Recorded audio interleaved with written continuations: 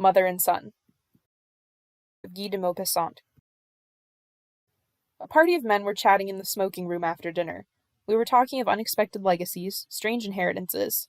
Then Monsieur Le Brumont, who is sometimes called the illustrious judge, and at other times the illustrious lawyer, went and stood with his back to the fire. "I have," said he, "to search for an heir who disappeared under peculiarly distressing circumstances. It is one of those simple and terrible dramas of ordinary life, a thing which possibly happens every day, and which is nevertheless one of the most dreadful things I know. Here are the facts. Nearly 6 months ago, I was called to the bedside of a dying woman. She said to me, 'Monsieur, I want to entrust to you the most delicate, most difficult, and the most wearisome mission that you can conceive. Be good enough to notice my will, which is there on the table. A sum of 5,000 francs is left to you as a fee if you do not succeed, and of 100,000 francs if you do succeed. I want you to find my son after my death.' She asked me to assist her to sit up in bed, in order that she might talk with greater ease, for her voice, broken and gasping, was whistling in her throat. It was a very wealthy establishment. The luxurious apartment, of an elegant simplicity, was upholstered with materials as thick as walls, with a soft, inviting surface. The dying woman continued, 'You are the first to hear my horrible story. I will try to have strength enough to finish it. You must know all, in order that you, whom I know to be a kind-hearted man as well as a man of the world, may have a sincere desire to aid me with all your power. Listen to me. Before my marriage, I loved a young man, whose suit was rejected by my family because he was not rich enough. Not long afterward, I married a man of great wealth. I married him through ignorance, through obedience, through indifference, as young girls do marry. I had a child, a boy. My husband died in the course of a few years. He whom I had loved had married in his turn. When he saw that I was a widow, he was crushed by grief at knowing he was not free. He came to see me. He wept and sobbed so bitterly that it was enough to break my heart. He came to see me at first as a friend. Perhaps I ought not to have received him. What could I do?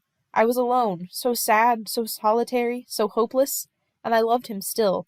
What sufferings we women sometimes have to endure. I had only him in the world, my parents being dead. He came frequently, he spent whole evenings with me. I should not have let him come so often, seeing that he was married, but I had not enough willpower to prevent him from coming. How can I tell it? He became my lover. How did this come about? Can I explain it? Can anyone explain such things? Do you think it could be otherwise when two human beings are drawn to each other by the irresistible force of mutual affection?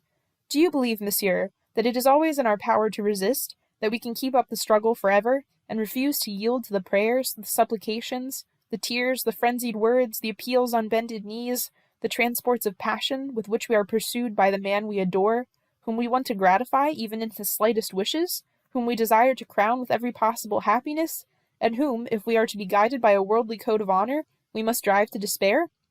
What strength would it not require? What a renunciation of happiness! What self-denial, and even what virtuous selfishness! In short, monsieur, I was his mistress, and I was happy.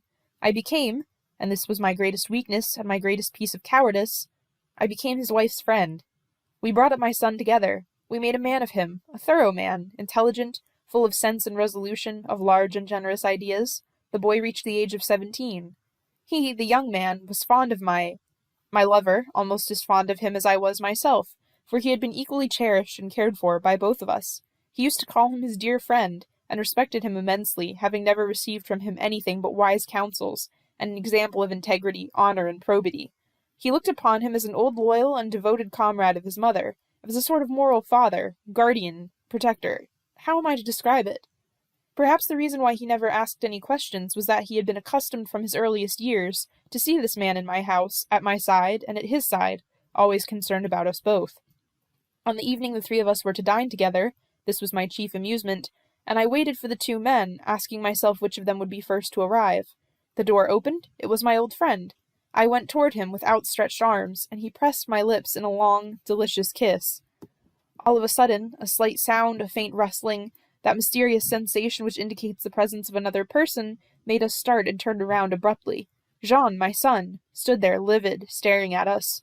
There was a moment of atrocious confusion. I drew back, holding out my hand toward my son as if in supplication, but I could not see him. He had gone. We remained facing each other, my lover and I, crushed, unable to utter a word. I sank into an armchair, and I felt by desire, a vague, powerful desire, to flee, to go out into the night and to disappear forever. Then convulsive sobs rose in my throat, and I wept, shaken with spasms, my heart breaking, all my nerves writhing in the horrible sensation of an irreparable misfortune, and with that dreadful sense of shame which, in such moments as this, fills a mother's heart. He looked at me in a terrified manner, not venturing to approach, to speak to me, or to touch me, for fear of the boy's return. At last he said, "I am going to follow him, to talk to him, to explain matters to him.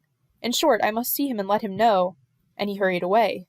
I waited in a distracted frame of mind, trembling at the least sound, starting with fear and with some unutterably strange and intolerable emotion at every slight crackling of the fire in the grate.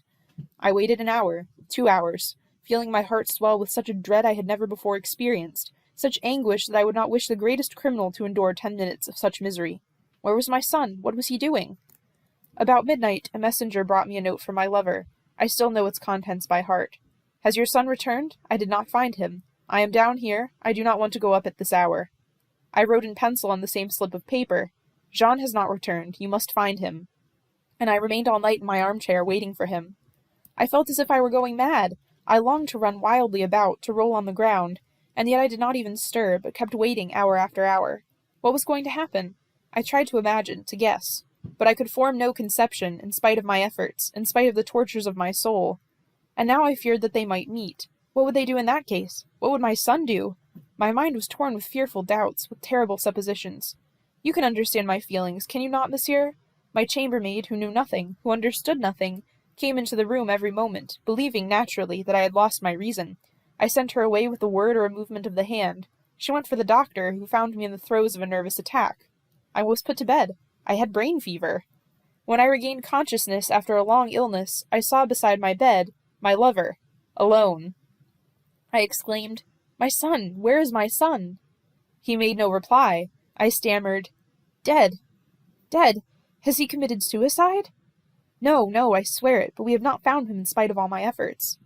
Then, becoming suddenly exasperated and even indignant, for women are subject to such outbursts of unaccountable and unreasoning anger, I said, "I forbid you to come near me or to see me again unless you find him. Go away." He did go away. I have never seen one or the other of them since, monsieur, unless I have lived for the last 20 years. Can you imagine what all this meant to me? Can you understand this monstrous punishment, this slow, perpetual laceration of a mother's heart, this abominable, endless waiting? Endless, did I say? No, it is about to end, for I am dying. I am dying without ever seeing either of them, either one or the other. He, the man I loved, has written to me every day for the last 20 years, and I have never consented to see him, even for 1 second, for I had a strange feeling that, if he were to come back here, my son would make his appearance at the same moment. Oh, my son! My son, is he dead? Is he living? Where is he hiding? Over there, perhaps, beyond the great ocean, in some country so far away that even its very name is unknown to me. Does he ever think of me? Oh, if he only knew! How cruel one's children are! Did he understand to what frightful suffering he condemned me? Into what depths of despair, into what tortures he cast me while I was still in the prime of life, leaving me to suffer until this moment, when I am about to die? Me, his mother, who loved him with all the intensity of a mother's love? Isn't it cruel? Cruel?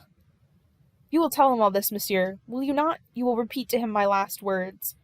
My child, my dear, dear child, be less harsh toward poor women. Life is already brutal and savage enough in its dealings with them. My dear son, think of what the existence of your poor mother has been ever since the day you left her. My dear child, forgive her, and love her, now that she is dead, for she has had to endure the most frightful penance ever inflicted on a woman.